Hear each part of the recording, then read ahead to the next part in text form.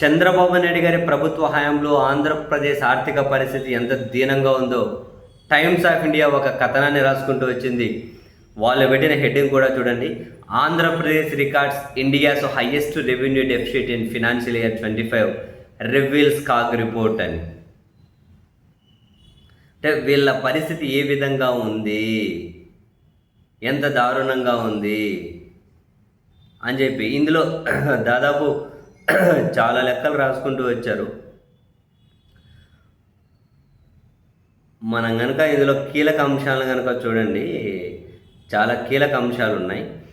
ఈ కాగ్ రిపోర్టును ఉటంకించుకుంటూ రాసిన కథనం కనుక చూస్తే 2024-25 రిపోర్టు ప్రకారం ఆంధ్రప్రదేశ్ ఫినాన్షియల్ ఇయర్ 24-25లో 60,285 కోట్ల revenue deficit.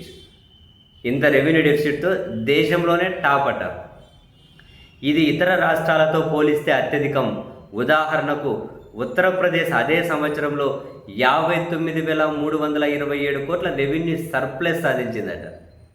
Uttar Pradesh revenue surplus 59,327 కోట్లు సాధిస్తే అదే సంవత్సరం ఆంధ్రప్రదేశ్ 60,285 కోట్ల డెఫిసిట్తో దేశంలోనే టాప్ అట. ఇందులో ఇంకా కొన్ని ముఖ్యాంశాలు కనుక చూస్తే మొత్తం రెవెన్యూ రసీదులు 1,67,000 కోట్లట. సొంత ట్యాక్స్ రెవెన్యూ 89,000 కోట్లు, నాన్ ట్యాక్స్ ఏమో 5,972 కోట్లు. అంటే సొంత రెవెన్యూలు మొత్తం రసీదుల్లో 57% మాత్రమే. సొంత రెవెన్యూలు మొత్తం రసీదుల్లో 57% మాత్రమే. అదే సమయంలో హర్యానా 80%, సొంత రెవెన్యూ మొత్తం రసీదులో 80%, హర్యానా.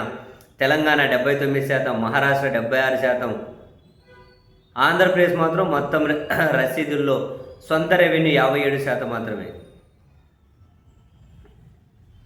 సొంత ట్యాక్స్ రెవెన్యూ వృద్ధి అంటే జిఎస్టీ అఖిల భారత జాతీయ స్థాయిలో 11% వృద్ధి ఉంటే ఆంధ్రప్రదేశ్లో 7.8% మాత్రమేనట.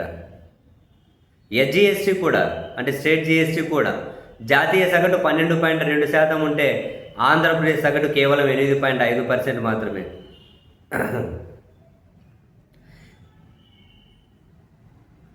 రెవెన్యూ రసీదులు రెవెన్యూ ఖర్చులో 80% కంటే తక్కువనే కవర్ చేశాయట. ప్రభుత్వ జీతాలు, పెన్షన్ల వంటి రొటీన్ ఖర్చులకు కూడా రుణాలపైన ఆధారపడుతూ ఉన్నారట. వాళ్ళే రాసుకుంటూ వచ్చారు. మొత్తం 365 రోజులు 357 రోజులు అప్పులు, ఓవర్ డ్రాఫ్టుల మీదనే ఆధారపడుతూ ఉన్నారు. కానీ ఏదైనా పెరిగిండేది ఏదైనా ఉందంటే ఎక్సైజ్ ఆదాయం పెరిగిందట, అంటే లిక్కర్ అమ్ముకోని. ఇది బాగా పెరుగుతుందిలేండి.